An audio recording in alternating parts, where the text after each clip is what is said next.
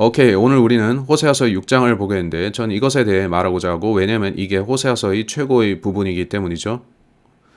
우리는 1에서 3장을 봤었는데 호세아의 결혼 혹은 결혼 생활들을 봤고 그가 겪었던 일을 봤는데, 여러분, 제가 그의 입장이 아니라서 다행입니다. 제가 할 수 있는 말은 그겁니다. 그리고 4에서 5장에서는 하나님의 기소장, 그분의 심판, 그의 징계, 또한 여전히 이스라엘을 향한 그분의 자비를 봤습니다. 이제 오늘 우리는 언제인가에 대해서 보겠는데, alright. 우리는 앞서서 무엇에 대해서 봤고 오늘은 언제에 대해서 볼 것입니다. 하나님께서는 첫 두 구절 혹은 세 구절에서 우리에게 하나님께서 이스라엘을 위해서 언제 뭔가 행하실지 말씀합니다. 그게 뭔지 아십니까? 우리에게 휴거의 날을 알려주는 겁니다. 제가 볼 때 우리가 이걸 보면 휴거가 언제 있을지 알게 될 겁니다. 이제 제가 그날을 압니까? No.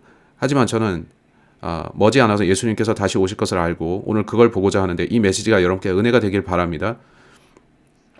이제까지 우리는 요한계시록을 공부했었고 마태복음, 요한복음, 그리고 다니엘서까지 공부했습니다. 기억하십니까? 그 모든 책들은 하나님께서 이스라엘과 끝내지 않으셨음을 우리에게 알려줍니다. 하나님께서는 아브라함에게 내 씨가 영원하리라 말씀하셨죠. 하나님은 거짓말하실 수 없기에 그가 영원하다 하셨으면 그는 그 씨와 끝내지 않으실 겁니다. 오케이? 구원받았다면 우리는 영적으로 그 씨에 포함되고, 여러분 이해하셨을 거라 보는데, 하나님께서는 이스라엘과 끝내지 않으셨고 구약에는 예수님께서 문자적으로 돌아오셔서 예루살렘 보좌에 앉아서 이스라엘 민족을 다스릴 것에 대한 아주 많은 약속들이 있습니다. 그렇게 반드시 될 것인데, 그 모든 책들에서 우리는 공부했었지만 거기서 가리키는 것은 환난 전 휴거입니다. 그래서 저는 환난 전 휴거를 믿는데, 우리가 이제껏 공부한 책들이 잘 설명되려면 그렇게 돼야 합니다. 제 말뜻 이해하십니까? 이제 우리는 율법 하의 이스라엘을 봅니다. 은혜는 교회를 위한 것이죠. 그리고 우리는 교회의 일원입니다. 우리가 올라가야만 하나님께서 다시 오셔서 이스라엘을 다루십니다.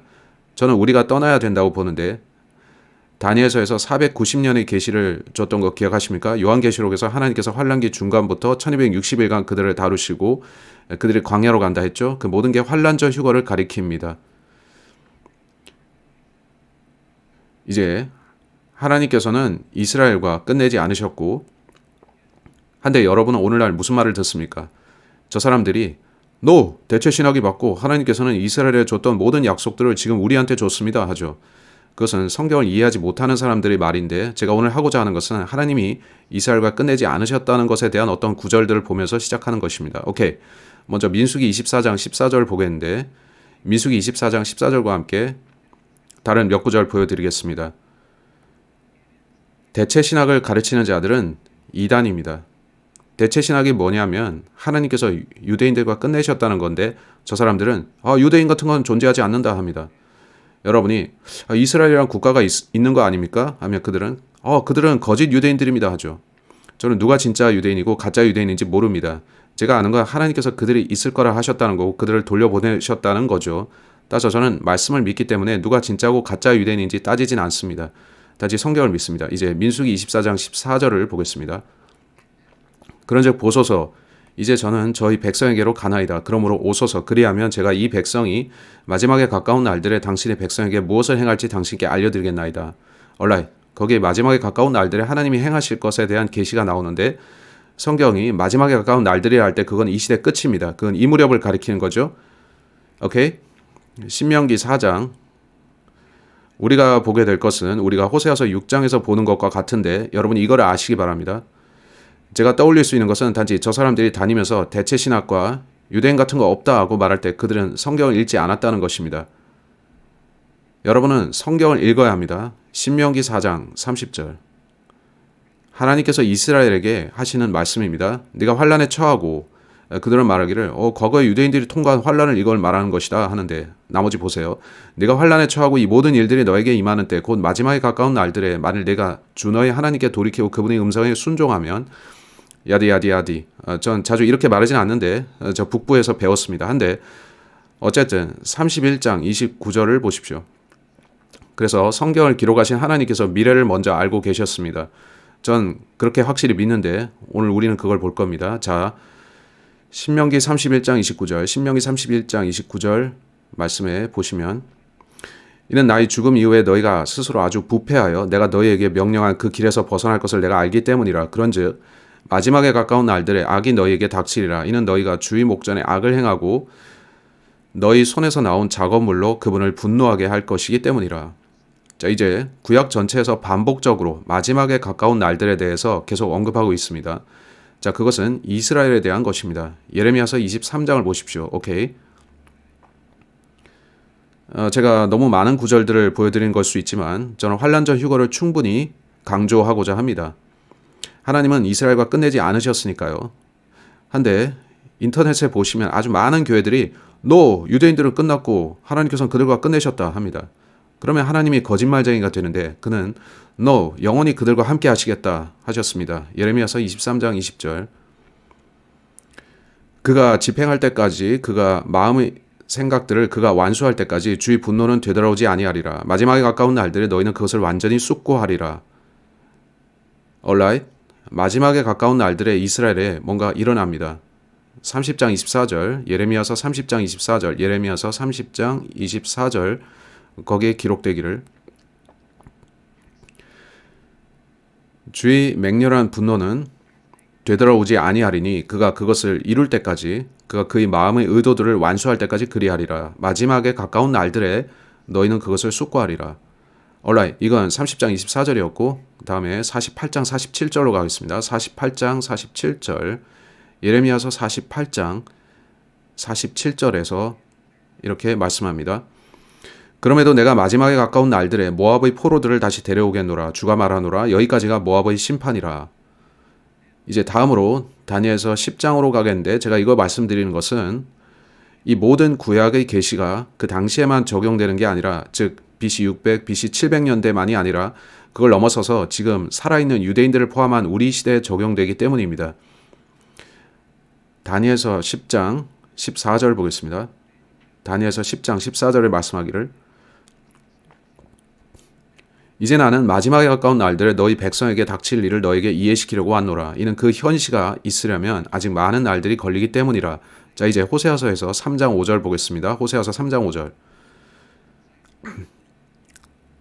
장래에는 이스라엘 자녀들이 되돌아와서 주 그들의 하나님과 그들의 왕 다윗을 찾을 것이요. 자, 언제라고요? 마지막에 가까운 날들에 주와 그분의 선하심을 두려워하리라. 따라서 이스라엘에 대한 많은 계시들에서 마지막에 가까운 날들이라는 걸 말씀합니다. 그건 마지막 날들이죠. 그것을 염두에 두고 이제 호세아서 6장을 보겠습니다. 호세아서 6장에서 하나님께서는 언제 어떻게 이스라엘을 다시 다루실지에 대해서 예언하고 있습니까? 호세아서 6장 1, 2절 준비되셨습니까? 전 이것 때문에 신나는데 저 이걸 가르치길 좋아합니다. 온라인 호세아서 6장 1절. 이제 기억하실 것은 지난주에 제가 말하기를 이전 장의 14, 15절이 하나님께서 하시는 말씀이라고 했습니다. 하나님께서는 15절에서 그들이 자신들의 범죄를 인정하고 나의 얼굴을 구할 때까지 나는 가서 나의 처소로 돌아가 있겠다 하셨죠. 하나님께서 온라인 내가 너희를 내버려 두고 여기 있겠다. 너희 멋대로 하거라 하신다니 얼마나 무서운 일입니까? 너희 스스로 알아서 하게 나는 너희를 내버려 두겠다 하면 여러분은 곤경에 처하게 될 것인데 하나님께서 지켜주시거나 돌봐주지 않으신다는 거 그건 겁나는 일이죠. 이제 14, 15절은 하나님께서 하시는 말씀인데 이제 6장 1, 2절에서 이스라엘의 화자이고 유대인들이 말을 하는 것입니다. 그들이 말하는 것 같습니다. 오라 우리가 주께로 되돌아가자. 이는 그분께서 찢으셨으나 그분께서 우리를 치유하실 것이요 그분께서 치셨으나 그분께서 우리를 싸매 주실 것이기 때문이라. 이틀 뒤에는 그분께서 우리를 다시 살리시리라. 셋째 날에는 그분께서 우리를 일으키시리니 우리가 그분의 목전에서 살게 되리라. 이제 이걸 보는 여러분은 이 모든 게 무엇에 대한 것인가 할 겁니다. 이틀 뒤에 뭐가 생긴다고요? 호세아 당시 이 구절이 주어지고 나서 이틀 뒤에 뭐가 일어났습니까? 아닙니다. 이거 예언입니다. 이제 그것은 이틀 뒤에 시작됩니다. 이제 우리가 살펴볼 게 많은데 또 말씀하시기를 그분께서 그들을 찢고 치신 후에 그들을 치유하고 싸매 주실 것이라고 합니다. 그것은 이스라엘을 다루시는 하나님의 그들에 대한 자비와 사랑의 표시입니다. 이제 이틀 뒤라는 게 그게 무슨 뜻입니까? 베드로후서 3장 8절로 가서 우리는 이걸 봐야 하는데 그것은 제가 성경이 수학의 책이라고 믿기 때문이죠. 여러분이 이걸 보기 시작하면 제가 믿기로 여러분은 와우 하나님께서 여러분이 공식을 알길 원하신다 걸 알게 될 겁니다. 제가 베드로후서 2장 8절 혹은 3장 8절이라 했습니까? 3장 8절입니까? 베드로후서 3장 8절은 수학 공식처럼 보입니다. 준비되셨습니까? 베드로후서 3장 8절, 베드로후서 3장 8절에서 성경이 이런 것을 말씀합니다.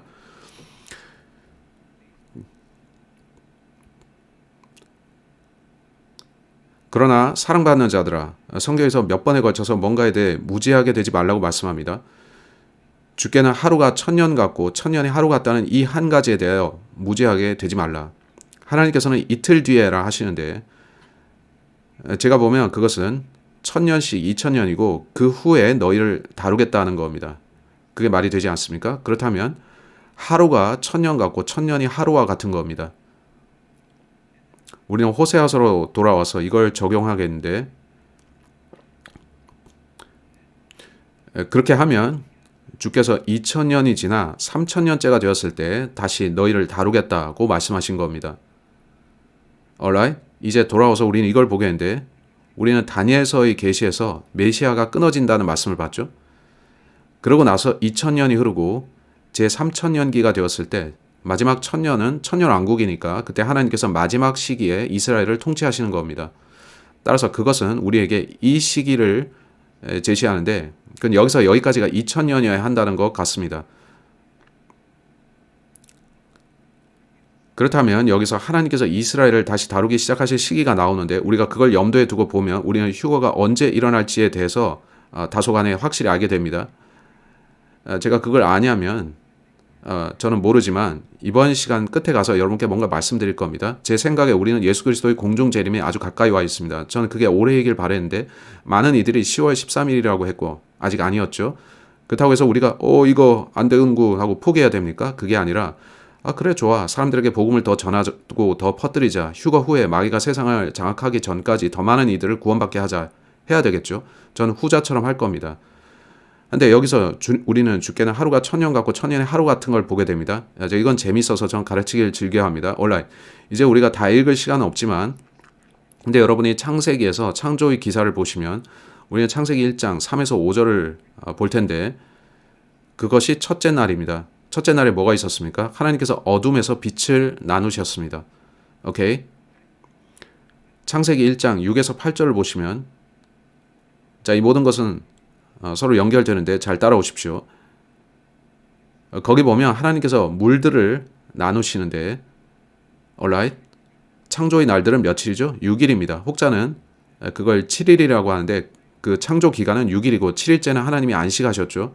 따라서 창조 주간은 7일이지만 창조 행위는 6일간 있었고 마지막 날은 하나님이 쉬신다고 하셨습니다. 자, 이제 하나님께 휴식이 필요합니까? 하나님은 지치지 않으시는데 그렇다면 이건 뭔가의 상징입니다. 천년왕국을 가리키는 상징이죠. 다시 여기로 와서 성경에서 셋째 날이 뭔가요? 나이 먹는 게 이래서 싫습니다. 나이 먹지 마세요. 여러분께 경고합니다. 오케이. 창세기 아멘 하셨습니다. 창세기 1장 9에서 13절에서는 창조의 셋째 날에 있었던 일을 말씀합니다. 흥미로운 것은 거기서 땅과 바다들을 언급하는데 거기에 씨와 열매도 나온다는 겁니다. 그것들이 같이 언급되죠. alright? 창조의 넷째 날은 창세기 1장 14에서 19절인데 거기 보면 하나님께서 해와 달과 별들 그리고 또한 빛을 다시 말씀하십니다. 해와 달과 별들의 빛 말이죠. 이제 우리가 창조의 5번째 날을 보면 그건 창세기 1장 20에서 23절인데 하나님께서 그때 생명을 창조하십니다. 오케이? 그리고 6째 날, 그것은 창세기 1장 24에서 31절인데 그 6째 날에 하나님께서는 짐승들, 가축들 또한 사람을 창조하십니다. 사람이 6째 날에 창조된 거 여러분 아십니까? 이제 그 안식은 창세기 2장 1에서 3절에 나옵니다. 따라서 당신이 성경이 말씀하시는 바 그 6일간 있었던 하나님의 창조들 혹은 한 주 전체인 7일을 보시면 그는 빛을 창조하셨고 그 다음에는 나누시죠. 물들을 나누시고 땅과 바다와 열매들을 지으시고 그리고 해와 달과 별들을 창조하시고 또 생명을 만드시고 그리고 짐승과 사람의 생명을 창조하시고 그러고 나서 안식하셨습니다. 이제 하나님께서 왜 그러한 순서로 하셨나요? 왜 하나님께서 그걸 성경에 기록되게 하셨을까요? 제가 믿기로 하나님께서는 앞으로 있을 일을 완벽하게 미리 알고 계셨는데 성경은 말씀하시기를 주께서 처음부터 끝을 선언하셨다라고 합니다. 따라서 하나님께서는 그거 언급하는 거 제가 잊었는데 여러분이 유튜브 보시면 여기 로버트 브레이크라는 남자가 나오는데 그는 꽤 잘 이야기하고 기회 되면 보십시오. 근데 여러분이 유튜브에 보시면 이 아래 라인에 뭐가 나옵니까? 보통 거기에 조그만 원 표시가 있는데 당신이 보고 있는 지점이 어디인지 타임라인 표시하는 거죠. 여러분 자신은 타임라인 바깥에 있고 어디든 앞뒤로 지정해서 재생할 수 있습니다. 즉 하나님이 그런 분이신데 그는 영원에 계시고 그는 아직 일어나지 않은 일들과 일어난 일들 모두를 보고 계십니다. 그는 타임라인 앞뒤로 이 재생하면서 다 보실 수 있습니다. 이제 유튜브가 뭘 하고 있는지 아세요? 전 작년에 그거 발견하고 흥미로웠는데 가장 많이 본 부분이 이런 식으로 표시되고 많은 사람들이 가장 많이 본 부분으로 가서 볼 수 있습니다. 제 말 뜻 아십니까? 그런 거 보신 적 있습니까? 제가 확신하기로 하늘에서 모든 천사들은 이 타임라인을 돌려가면서 휴거가 있을 때를 볼 겁니다. 그래서 저는 언제 휴거가 있을지 아는데 무슨 얘기냐면 그건 이미 일어난 거나 마찬가지니까요. 당신이 영혼에 올라가서 내려다보면 이미 발생한 겁니다. 그들 아마 하늘에서 돌려가면서 반복하고 반복해서 재생할 텐데 잘 모르지만 그건 흥미롭습니다.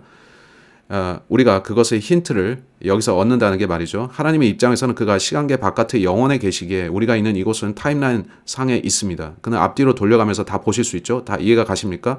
이런 걸 설명하는 최선의 방식 같습니다. 하나님께서는 영원에서 인류 역사 전체를 조망하십니다.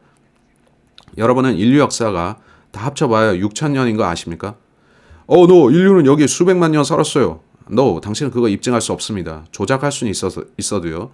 근데 제가 가진 이 책은 인류의 첫 번째 조상에 대해서 말씀하고 있고 그의 계보가 어떻게 되는지도 알려줍니다. 그가 누구 낳고 누가 누구를 낳고 정말로 인류의 계보를 다 알려줍니다. 아담에서부터 예수 그리스도까지 4,000년입니다. 성경이 인류 계보가 그걸 뒷받침한다는 걸 아실 수 있고요. 지금의 우리까지는 6,000년이 가까이가 흘렀습니다. 따라서 당신이 성경을 믿는다면 인류 역사는 총 7,000년인 것입니다. 이제 그 역사를 보겠는데 그게 상당히 놀라운 것은 창조 후에 1,000년, 또 2,000년, 그리고 창조 후 3,000년, 창조 후 4,000년, 창조 후 5,000년, 6,000년, 7,000년. 자, 이런 식으로 이게 대칭이 되죠. 오케이. 이제 예수께서 태어나신 때를 보면 여기를 우리는 zero, 0년이라 부르겠습니다. 여기서 이쪽 편이 AD, 저쪽 편은 BC입니다. AD와 BC의 의미를 아십니까? 많은 이들이 제게 묻는데 그것은 요즘 그 표시가 BCE로 바뀌어서죠. 또 ACE로 바뀌었는데요. 그거는 before the common era, after the common era입니다. 그들이 왜 바꿨냐면 예수님을 언급하지 않으려고요. 세속주의자들이요. BC는 before Christ, AD는 Anno Domini, 우리 주님의 시대라는 뜻입니다. 그것은 라틴어로 탄생의 해라는 뜻이고요.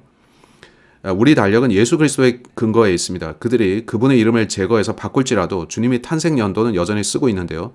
이제 예수님께서 이때 태어나셨고 우리는 그걸 보면서 자, 이것은 AD 1000년, AD 2000년, 그리고 이것은 AD 3000년인 것을 압니다. 뒤로 가게 되면 우리는 이게 BC 1000년, BC 2000년, BC 3000년, 그리고 BC 4000년인데 그렇죠. 이제 우리가 역사를 보면 처음에 아담이란 남자가 있었음을 압니다. 하나님께서는 아담에게 그의 양심의 빛을 따르라고 하셨죠. 하나님께서는 그에게 많은 명령들을 주진 않으셨고 하나의 명령만 주셨는데 10계명이 아니고 하나의 계명이었죠. Don't. 바이든의 말투 같죠? No. 한데 하나님께서는 그 나무 열매를 먹지 말라 하셨고 그는 먹었습니다. 그는 명령을 어겼습니다. Alright? 이제 역사를 보시면 우리가 여기 어디에 있는 것을 압니다. 우리가 성경을 공부해 보면 4,400년 전에 홍수가 있었던 거 알고요. 그 홍수는 바로 이때였습니다. 창조 주간의 둘째 날에 어떤 일이 있었냐면 하나님께서 물과 물을 나누셨죠. 물은 제게 홍수를 떠올리게 하는데 여러분 어떻습니까? 제 말은 그게 단지 우연일까 하는 거죠.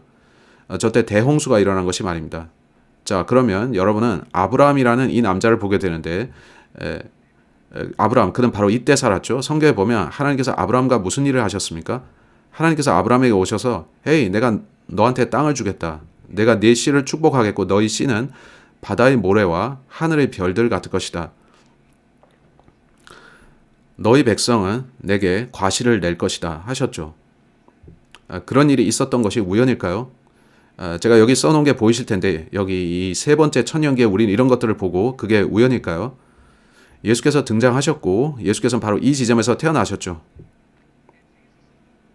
바로 이 지점에서요 태어나셨죠. 맞죠? 이게 예수님의 탄생입니다. 그건 바로 여기에 거의 맞닿아 있는데 다섯째 날의 시작 부분이고 또 넷째 날의 끝 부분입니다. 예수님은 누구이십니까? 성경은 예수께서 빛나는 새벽별이라 합니다. 말라기서에서는 그를 의 태양이라고 부르고 어떤 이유에서 거기서 sun이 son이 아닌 sun으로 부릅니다. 그때 그가 나타나셨고 그는 별이나 또는 해와 같았죠. 흥미롭지 않습니까? 그건 흥미롭고 또한 우연일 수 없는데 보시면 다섯째 날에 하나님께서 생명을 창조하십니다. 예수께서 이때 십자가에서 하신 일이 아니고선 어떤 생명도 없는데 우리가 영원한 생명을 얻은 것은 십자가를 통해서였습니다. 아멘. 따라서 그리스도께서 우리의 죄들을 위해 죽지 않으셨다면 생명이 없습니다.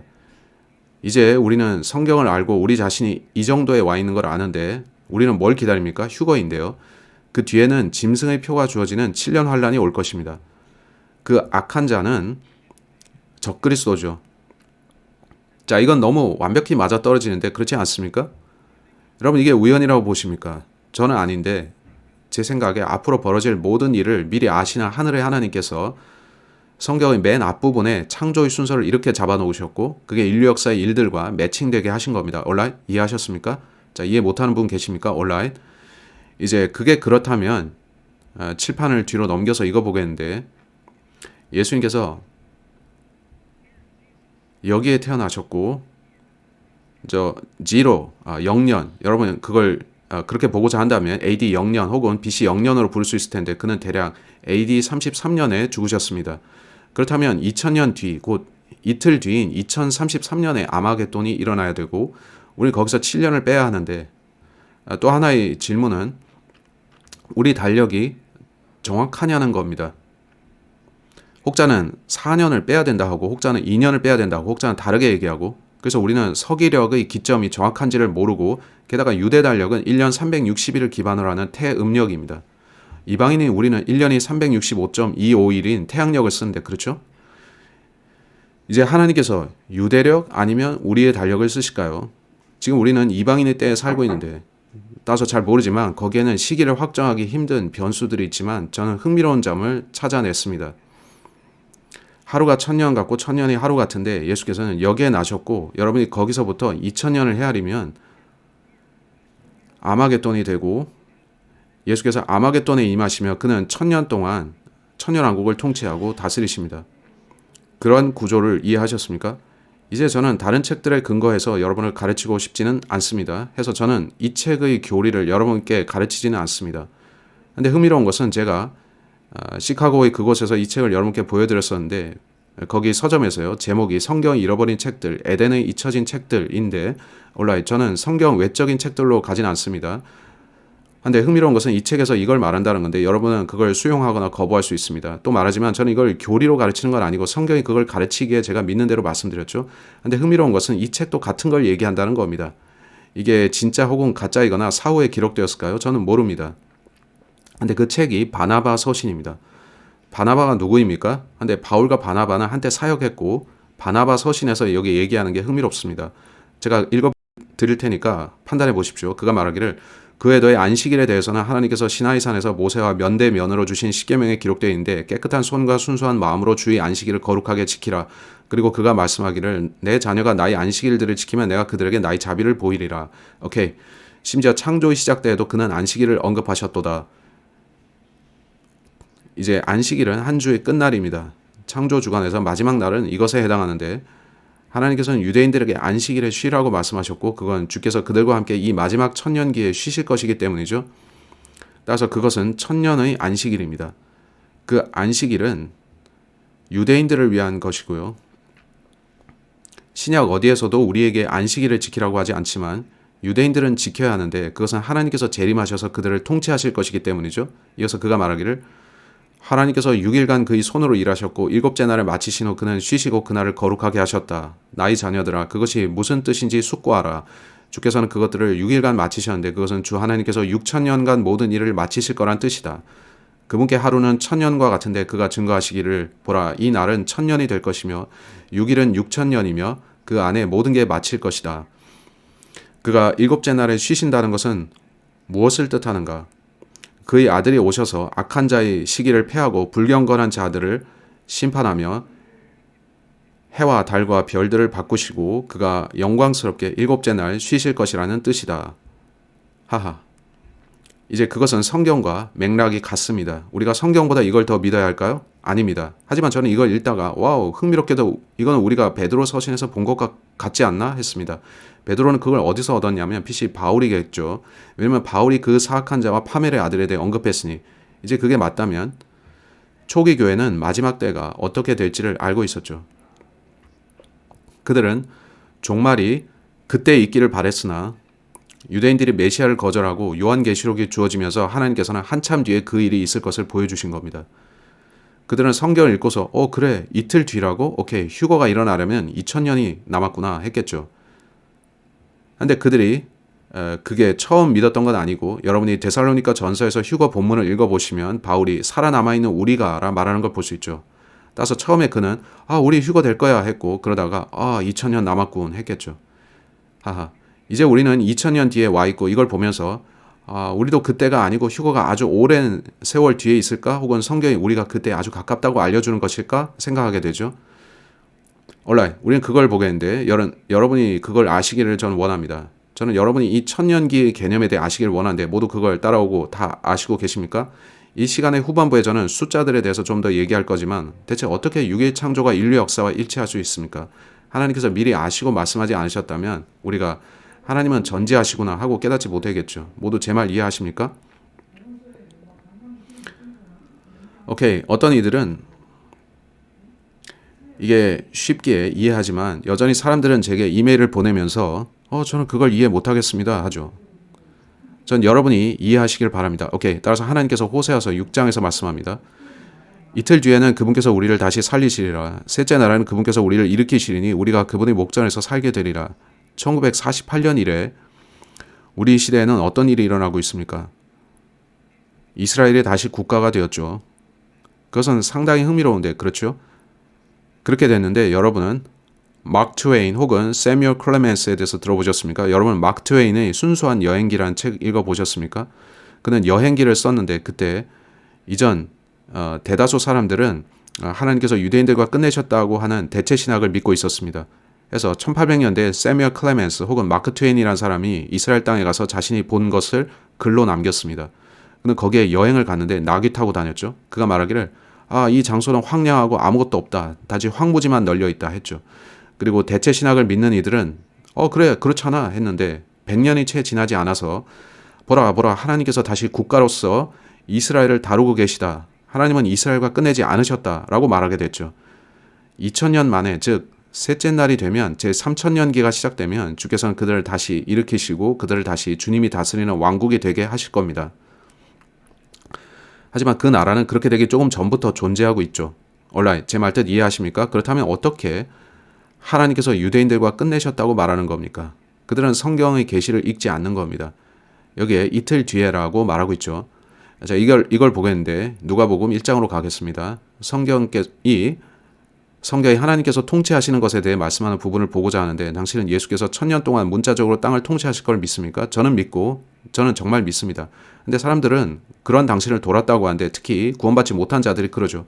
2000년 전에 살았던 어떤 인물이 되돌아와서 우리를 통치할 거라고? 하하하하.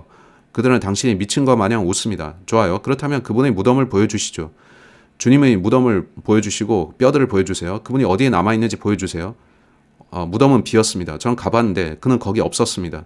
그는 육체로 나타난 하나님이시기에 돌아오실 겁니다. 그는 자신의 약속을 성취하실 건데 누가복음 1장 31절 그런즉 보라 너는 너희 태에 임신하여 한 아들을 낳으리니 그분의 이름을 예수라 부를지니라.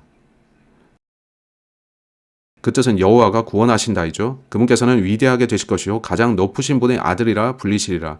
그리고 주 하나님께서 그분의 조상 다윗의 보좌를 그분에게 주시리라. 그리하여 그분께서 야곱의 집을 영원토록 통치하시리라. 그리고 그분의 왕국은 끝이 없으리라. 이것은 예수님에 대한 언급인데 지금 그가 이스라엘 집을 영원토록 다스리고 계십니까?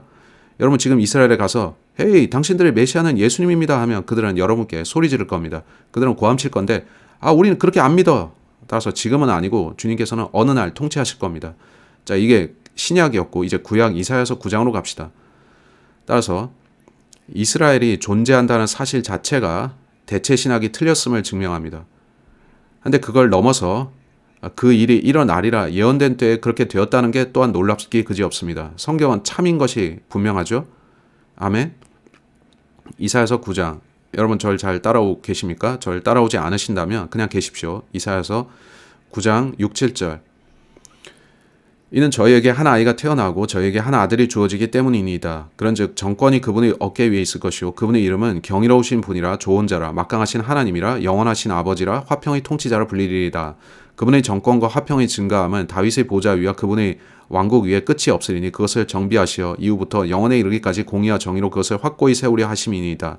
만군의 주 여심이 이것을 완수하시리이다. 자, 지금 백악관에 누가 있습니까? 예수 그리스도가 있습니까? 지금 유엔의 수장으로 누가 있습니까?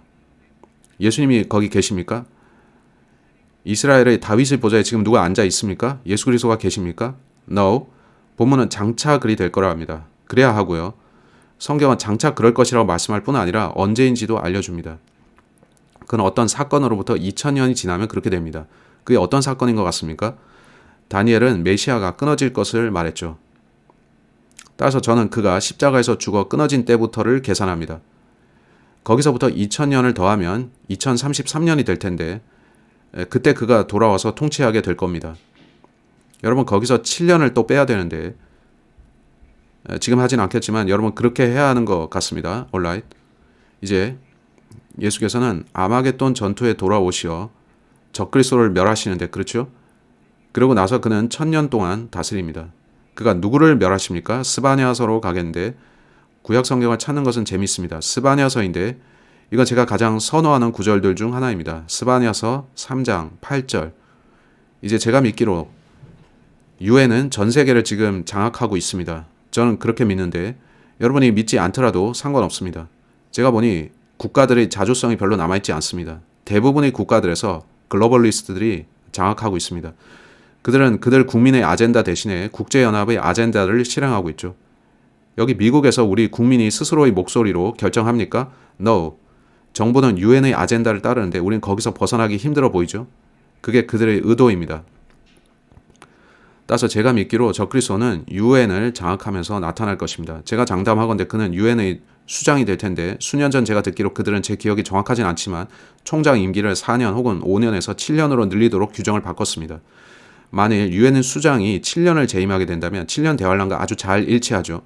근데 스바냐서 3장 8절에서 하나님이 무슨 일을 하겠다고 말씀하지 보세요. 그러므로 내가 일어나서 전리품 pray에 이르는 날까지 너희는 나를 기다리라. 주가 말하노라. 이는 나의 결정이 민족들을 모으는 것이기 때문이니 내가 왕국들을 결집시켜. 자, 여러분은 UN Assembly라고 들어보셨죠? 흥미롭지 않습니까? 그들 위해 나의 격분 곧 나의 모든 맹렬한 분노를 쏟고자 함이라. 이는 온 땅이 나의 질투의 불로 집어삼켜질 것이기 때문이라. 하나님께서는 바이바이 UN 하시는데 이제 그들이 선출된 자들입니까? 여러분이 유엔에서 여러분의 목소리를 내달라고 누구 뽑았습니까? 저는 결코 하지 않았는데 그들의 권력을 잡고 온 세상을 지배할 겁니다. 그들은 짐승의 표를 주고 그런 일들을 하는 주체가 될 것이고요. 그 수장이 누가 되던 간에 말이죠. 그게 제가 보는 시각입니다. 예수님이 돌아오시면 그는 다 끝났다. 내가 그들을 끝장내겠다 하실 겁니다. 이제 예수님이 통치에 대한 구절을 보겠는데 이사야서 2장. 구약의 많은 본문에서 하나님이신 예수께서 통치하러 오신다는 얘기를 합니다. 누구를 통치하시냐면 이스라엘 백성입니다. 이제 이사야서 2장 흥미로운 구절인데 이사야서 2장 언제 그렇게 될까요? 성경은 매우 상세한데 그래서 저는 성경을 좋아하고 성경은 언젠가 그렇게 된다라고 막연히 얘기하지 않습니다. 성경은 그때 그렇게 된다 하는데 성경이 정확한 그 날짜를 말씀합니까? 때로는 그런데 계시록에서 이런 일은 1260일간 있을 겁니다. 이런 식으로 말씀하죠. 또 다니엘서를 공부했던 거 기억하신다면 그거는 1335일 뒤에 있을 것이다 하죠. 1290일 뒤에는 이렇게 되고 또 이 기간이 지나면 이렇게 되고 이런 식으로 성경은 아주 구체적으로 날짜를 말합니다. 제가 말하기로는 그거는 1월 21일에 같은 시기였으면 하는데 그렇게 말씀하지는 않죠. 하지만 성경 어딘가에서 제가 그거 알아낼 만큼 명석하진 않지만 바울은 그 때들과 그 시기들에 대해서 언급하는 게 전혀 필요치 않다고 했습니다. 그렇다면 우리는 그 날까지는 아니더라도 때와 시기까지는 압축할 수 있을 텐데 시기, 시즌이 뭔가요? 연중 있는 그 시즌 말하죠. 따라서 우리는 어떤 해까지는 혹시 알 수도 있을 건데 만약에 휴거가 절기 날에 맞춰서 일어난다면 날을 알 수도 있을 겁니다. 저는 돌아다니면서 휴거가 어느 날에 있을 것이라고 하지 않습니다. 전 그런 적 없는데 앞으로도 안 할 겁니다. 저는 어떤 날에 대한 영상들을 올린 일이 있는데 사람들이 이러이러한 날이라고 말한다는 걸 제가 언급했죠. 하지만 그들이 그렇게 말한다는 걸 제가 본 거죠. 저 자신은 어느 날이 그 날이라고 말하지 않았고요. 사실 영상 시작부에 보시면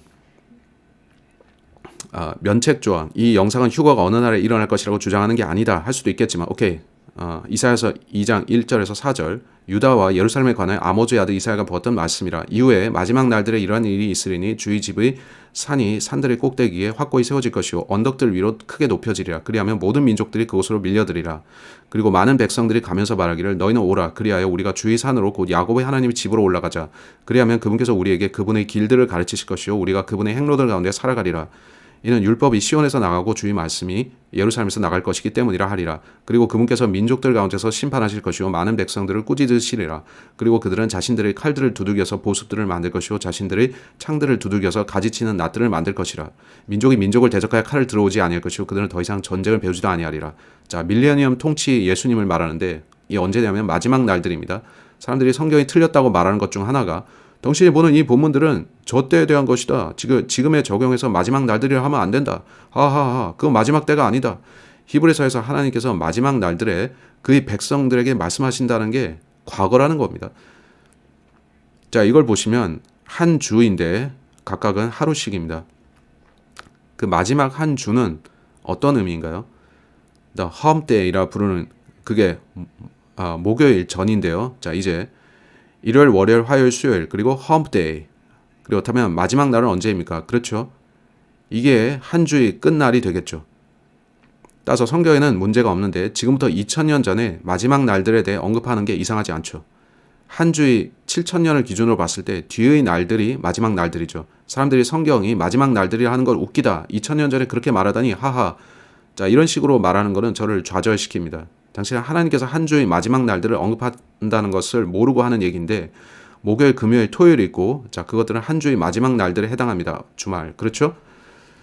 그렇기 때문에 이제 문제는 없습니다. 저는 미가서 4장 1에서 4절을 읽을까 했는데 그건 우리가 이사야서 2장에서 읽은 것과 기본적으로 같은 얘기입니다. 그렇다면 이사야서 24장을 보겠습니다. 이사야서 24장 구약을 읽을 때 재미있는 이유가 그건데 우리에게 직접 적용되는 게 적을지라도 저는 하나님의 통치에 대해서 읽는 게 좋습니다. 구약의 많은 부분은 주님이 통치하시는 내용이고 저는 그것에 열광합니다. 대단하죠? 이제 이사야서 24장 21절 이사야서 24장 21절 그리고 그날에 이러한 일이 있으리니 주께서 높은 곳에 있는 높은 이들의 군대와 땅 위에 있는 땅의 왕들을 벌하시리라. 그리하면 그들은 마치 죄수들이 구렁 안에 모아진 것 같이 한데 모아질 것이요 감옥 안에 갇히리니 여러 날들이 지난 후에 그들은 벌을 받으리라. 자, 이거는 요한계시록을 연상시키는데 거기서 마귀가 구렁, 곧 바닥 없는 구렁에 갇히죠. 그때 달이 당혹스러워하고 해가 부끄러워하리니 곧 만군의 주께서 시온산과 예루살렘 안에서와 그의 원로들 앞에서 영광스럽게 통치하실 때라. 이 모든 걸 받고 호사에서 6장으로 가서 이제 여러분은 제가 억지로 해석하는 것 같습니까? 아니면 여러분은 하루가 1000년인 걸 믿습니까? 본문은 그렇게 말씀하는데 그건 완벽히 말이 됩니다. 하나님께서는 이 땅에 일어날 일들을 보시는 관점에서 1000년을 하루와 같이 보신다는 겁니다. 주님께서는 창조 주간에 모든 역사를 이루셨고 그것을 인류의 7000년 역사의 맥락에 투영시키셨습니다. 여러분은 미국의 많은 교회들이 주일학교에서 그걸 배울 수가 없고 여러분이 알길 바라지만 성경은 그렇게 말씀합니다. 호세아서 6장으로 가서 확인해 봅시다. 거기서 뭐라 하는지 오라 우리가 주께로 되돌아가자. 이는 그분께서 찢으셨으나 그분께서 우리를 치유하실 것이고 그분께서 치셨으나 그분께서 우리를 싸매주실 것이기 때문이라. 이틀 뒤에는 그분께서 우리를 다시 살리시리라. 셋째 날에는 그분께서 우리를 일으키시니 우리가 그분의 목전에서 살게 되리라. 자, 따라서 이스라엘의 경우 하나님께서 이스라엘 민족을 1000년을 통치하시고 그거는 이틀 후 주께서 그들을 살리실 때부터입니다. 그 이틀이 거의 지나갔고 그들은 한 민족으로서 살아나고 있죠. 근데 그들은 그 심판을 통과해야 합니다. 우리가 호세아서에서 봤던 걸 상기한다면 하나님께서는 내가 너희를 심판하리라 하시죠. 그들은 그 심판을 먼저 통과해야 하고요. 이제 3절 만일 우리가 주를 알고 뒤따라간다면 그때 우리는 알게 되리라. 그분의 나아가심이 아침같이 예비되는도다. 그가 오실 때 예수께서는 빛나는 새벽별이십니다. 그분께서 비같이 우리에게 오시리니 땅에 내리는 나중 비와 앞선 비같이 오시리라. 자, 이 모든 걸 우리가 볼 수 있을지는 모르겠지만 관련해서 구절들을 더 살펴보겠습니다. 우리는 하나님께서 이스라엘과 맺으신 언약을 볼 겁니다. 기본적으로 구약에서는 하나님께서 이스라엘에게 너희가 바르게 행하면 너희의 통치를 줄 것이고 너희를 복주겠다 하셨죠. 너희 원수가 너희를 공격하지 못하게 하겠다. 근데 너희가 잘못 행하면 비가 오지 않을 것이고 너희는 복을 받지 못할 텐데 기근이 올 것이고 너희에게는 문제들이 생길 것이다. 자, 이게 구약의 언약이고 여러분이 성경에서 나중비와 앞선비에 대해서 언급하는 걸 볼 때마다 여러분은 나중비와 앞선비에 대해서 이 보는 것을 그것은 항상 대환란기를 가리키고 있는 것입니다. 그래서 야고보서로 가서 그걸 보여드리겠는데 야고보서의 5장입니다. 거기서 우리에게 비를 내리지 못하게 하는 한 남자를 떠올리게 하는데 하하 그는 두 증인 중 한 명입니다. 야고보서 5장으로 가서 야고보서 5장 7절과 8절입니다. 야고보서 5장 7, 8절 7절부터 그러므로 형제들아 주께서 오실 때까지 인내하라. 보라 농부는 땅의 귀한 열매를 기다리며 그가 이른 비와 낮은 비를 받을 때까지 열매를 위해 오래 인내하느니라. 너희 역시 인내하라. 너희 마음을 확고하게 하라. 이는 주의 오심이 가까이 다가오기 때문이라. 자, 이게 이제 휴거를 말하는 겁니까? 이게 야고보서가 널리 흩어진 12지파에게 쓰여진 까닭이고 자, 이것은 아마겟돈의 시기에 대해서 알려주는 것입니다. 따라서 그들은 대환란을 통과하면서 아마겟돈을 기다리는데 이른 비와 낮은 비가 내릴 때가 있을 것이므로 그들은 인내하면서 기다려야 합니다. 건너뛰고 17절로 가겠습니다. 17절 엘리야는 우리와 같이 동일한 성정들에 속한 사람이었는데 그가 비가 오지 않도록 열렬히 기도하자 3년 6개월의 기간 동안 지상에 비가 오지 아니하였느니라. 그리고 그가 다시 기도하자 하늘이 비를 주었고 땅이 그녀의 열매를 생산하였느니라. 우리가 읽고 있는 이것은 열왕기상 17장에 보면 우리는 예언자 엘리야에 대해서 봅니다. 여기서는 엘라야스라 부르는데 그것은 헬라어에서 번역해서 헬라어로는 엘라야스, 히브리어는 엘라이자이죠. 근데 구약 어디에서도 그가 얼마나 오랫동안 비를 멈추게 했는지는 나오지 않습니다. 열왕기상 17장에서 엘리야가 비와 멈추라 하자 그러나 하나님은 이스라엘에 대한 심판이었는데 그가 그들에게 그 예언자를 보내시어 이른 비와 낮은 비를 내리지 않겠다고 하셨고 야고보가 쓰기 전까지는 누구도 그게 얼마나 길었던 것이 몰랐죠. 야고보가 쓸 때 하나님께서 한데 그들에게 3년 반이라고 기록하라 하셨죠. 그게 왜 중요하냐면 우리는 7년 환란을 보고 그것은 3년 반으로 나뉘기 때문이죠. 여러분이 성경에서 두 증인에 대해서 보면 그들은 1260일간 등장합니다. 전 그게 앞부분이라 생각하는데 요한계시록에 따르면 그들이 하는 일들 중 어떤 게 있습니까? 우리는 그걸 이미 봤고 우리가 계시록 공부를 했기에 살펴볼 필요는 없지만 계시록 11장 3에서 6절 두 증인이 나타나고 두 촛대가 주 앞에 있습니다. 스가랴서에도 나오죠. 제가 보기로 그건 모세와 엘리야입니다. 그들이 무슨 일을 하냐면 하늘을 닫아서 비가 오지 않게 합니다. 그렇다면 두 증인이 여기 있고 더 이상 비가 오지 않는다 하는 것 같죠. 그건 흥미롭고 여러분이 이전 비와 나중 비에 대해서 읽어보면 우리에게 이 기간이 여전히 심판의 일부분임을 알려주고 호세아서를 가보면 하나님께서 너희에겐 어떤 비도 내리지 않을 것이다. 너희의 죄로 인해 가뭄이 있을 것이다 하시죠. 따라서 그들은 기근을 맞게 되고 그건 그들의 죄로 인함입니다. 환란 기간 3년 반 동안 비가 오지 않는다? 저는 모르고 그건 제 추측인데 저는 단서들을 연결시킬 뿐입니다. 그 이해되십니까? 이것에 대한 모든 참조 구절들을 다 제시하지는 않겠지만 이전과 나중 비가 나올 때마다 보통 문맥적으로 하나님께서 이스라엘에게 돌이켜서 그들을 복주시겠다는 뜻입니다. 비는 복을 뜻하는데 그걸 아셨습니까? 언제나 저는 정치를 말하고 싶진 않지만 여러분은 대통령이 선출될 때를 기억하십니까? 이번 말고요. 이전 대통령이 그가 말하고 프랭클린 그레함이 연단에 나오자 약간의 비가 내리기 시작했죠. 그는 성경에서 비는 축복의 표시입니다 라 말했죠. 그게 실제 그랬는지는 모르겠지만 그가 그렇게 언급한 건 흥미로웠고 성경에서 비는 축복이라는 겁니다. 당신이 농부라면 당신의 작물에 대해서 뭘 바라겠습니까? 제가 어린 시절에는 매일 3시면은 비가 내렸습니다. 그거 기억하십니까? 지금은 그런 걸 보지 못하고 제가 온두라스에 있을 때에도 구름이 덮고 매일 조금씩 비가 내렸는데 오후 3시에 말이죠. 우리가 거기에 있던 끝 무렵에는 더 이상 그러지 않았고요. 그게 혹시 캠트레일인지도 모르겠고요. 전 모르지만 그건 하나님께서 그들에게 복 주셔서 그들이 살아나가고 농업을 영위할 수 있게 하신 거고 지금은 이전처럼 비가 내리지 않아서 어려워지고 있습니다. 저는 그게 왜 그런지 궁금합니다. 이제 어쩌면 그거 말하지 않겠습니다. 오케이, 호세아서 6장으로 되돌아와서 호세아서 6장. 이제 저는 우리가 오늘날 은혜 하에 있다고 생각합니다. 오케이, 우리는 개별적으로 구약 언약 하에 있지 않은데 오늘날 은혜 하에 있죠. 이제 오늘날 비는 때로 좋게 내리고 때로는 나쁘게 내립니다. 성경에서 비가 사악한 자와 의로운 자 위에 내린다고 했듯이요. 이제 제가 선한 행위를 한다 해서 하나님께서 저를 복 주시는 때는 아닌데 전 전생에 걸쳐 바르게 살려 했습니다만 그럼에도 치우지 못한 쓰레기 투성이고 그 때문에 고통을 받죠. 우리는 다릅니다. 우리는 은혜라는 경륜 하에 있습니다. 때로는 악한 사람들이 아주 잘 살고 있죠. 그건 악취를 내는데 여러분은 그들이 어떻게 그렇게 잘 살 수 있어 하죠. 하지만 은혜의 경륜은 다릅니다. 근데 저쪽에서는 하나님께서 언약을 하셨고 우린 그걸 볼 텐데 너가 선하게 살면 복 주겠고 그러지 않으면 복이 없다 하셨죠. 이제 호세아서 6장 3절. 만일 우리가 주를 알려고 뒤따라간다면 그때 우리는 알게 되리라. 그분의 나아가심이 아침같이 예비되는도다. 그분께서 비같이 우리에게 오시리니 땅에 내리는 나중비와 앞선 비같이 오시리라.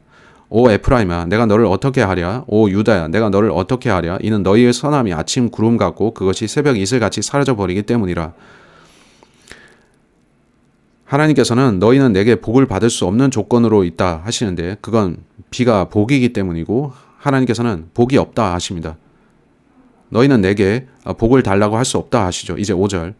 그러므로 내가 예언자들을 통하여 그들을 절단하였도다. 하나님께서는 내가 예언자들을 통해 그들을 절단했다 하시는데 그걸 읽을 때 저는 이게 뭔가 했습니다. 저는 엘리야가 기억났는데 그가 바알의 예언자들을 패배시킬 때 어떻게 했죠? 그들의 목을 잘랐죠. 따라서 그걸 얘기하는 걸 수도 있겠지만 저는 모르겠고 내가 나의 입의 말들로 그들을 살해하였도다.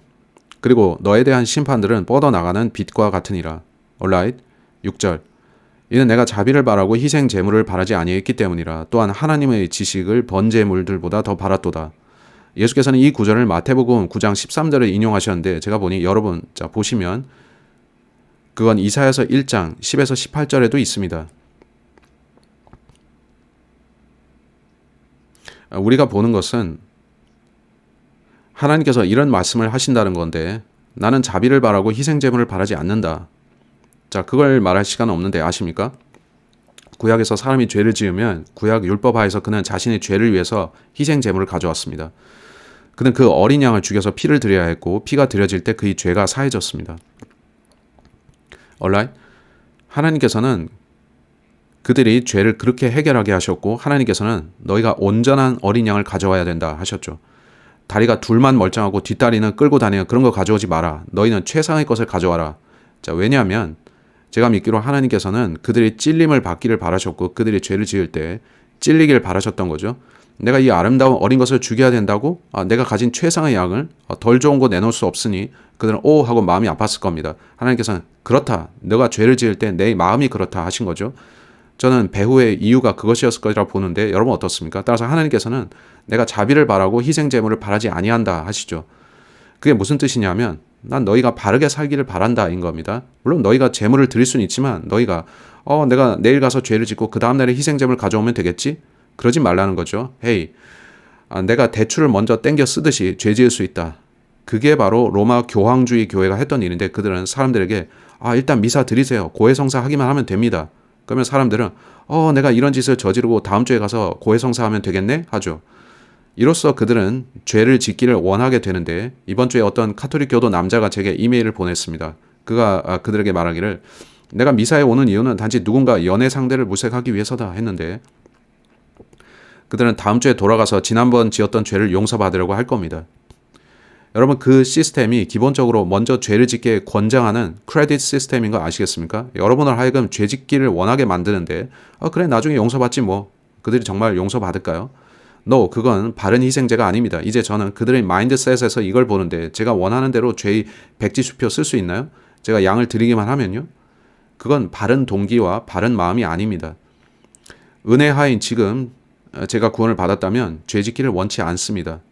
그분이 저를 용서하셨기 때문에 저는 그를 섬기길 원합니다. 나 용서받았으니 죄 지어도 된다가 아니죠. 그건 바른 자세가 아닌데 저는 어서 죄 짓고 싶다. 그래도 그분이 날 용서할 걸 내가 아니까. 제 자세는 그가 모든 죄에서 나를 구원하셨으니 나를 위해서 엄청난 일을 하신 그분을 나는 섬기겠다. 이거죠. 따라서 바라건대 여러분이 하나님께서 이스라엘에 말씀하시는 이 마인드셋을 가지시기를 원합니다. 난 너희에게 자비를 원하고 하나님을 아는 지식을 원한다. 단지 너희가 내게 복종하기를 바라고 온통 죄짓고 다니면서 성전에 와서 나 이제 용서받았다 하지 말았으면 한다. 그런 식이면은 가장 부유한 사람들이 가장 많이 용서받겠죠. 그들에게 양이 가장 많을 테니까요. 이게 어떻게 돌아가는 건지 아시겠습니까? 다 이해하셨습니까? 제가 보니 그게 종교입니다. 기본적으로 종교는 여러분이 죄를 지으면 보상을 해줍니다. 거의 그들이 여러분을 부추겨서 자 가서 죄 더 많이 지으십시오. 우리는 기꺼이 당신을 용서해 주겠습니다. 대신 돈을 내십시오 하는 거죠. 왜냐하면 많은 교회들이 단지 돈을 원하기 때문이고 그건 저의 삼촌이 얘기했듯이 종교는 돈이 되는 사업입니다. 저는 종교적이지 않은데 제가 돈을 목적으로 한다면 사업을 잘못 선택했습니다. 근데 여러분이 원하신다면 저기 헌금을 두고 가실 수도 있고요. 하하. 어쨌든 제가 돈만 바랬다면 바이블 빌리버 설교자가 되지는 않았겠죠. 저는 카톨릭 신부가 되는 편이 더 나았겠죠. 혹은 번영신학 설교자가 되든지. 그럴 수가 없는 건 그들이 성경에서 너무 동떨어져 있기 때문이죠. 그들은 사람들에게 그리스도의 대속을 바라보게 하지 않습니다. 이제 호세아서로 돌아가서 6절. 이는 내가 자비를 바라고 희생제물을 바라지 아니하였기 때문이라. 또한 하나님의 지식을 번제물들보다 더 바랐노라. 이제 7절. 그러나 그들은 사람들처럼 언약을 위반하였도다. 거기서 그들이 나를 대적하여 배신하였도다. 자, 하나님이 말씀하시기를 그들이 언약을 위반했다 합니다. 하나님께서 이스라엘과 맺으신 언약이 무엇입니까? 기본적으로 그것은 바르게 행하라. 그러면 복을 받으리라 입니다. 잘못하면 저주받고 심판받는다. 그렇죠? 간단합니다. 여러분이 항상 바르게 행하기를 원하는 사람이라면 이걸 좋아할 겁니다. 그것은 헤이 내가 바르게 살면 다 잘 된다고? 저 사람도 그렇고? 그럼 모두 바르게 살면 되겠지. 모두 바르게 살도록 동기부여가 될 겁니다. 우리가 잘못 살면 모두가 고통받으니까요. 그건 대단한 종류의 언약입니다.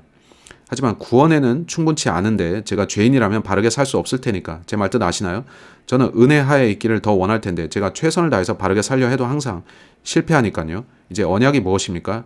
신명기 7장으로 가서 이것은 하나님께서 이스라엘 민족과 맺으신 언약입니다.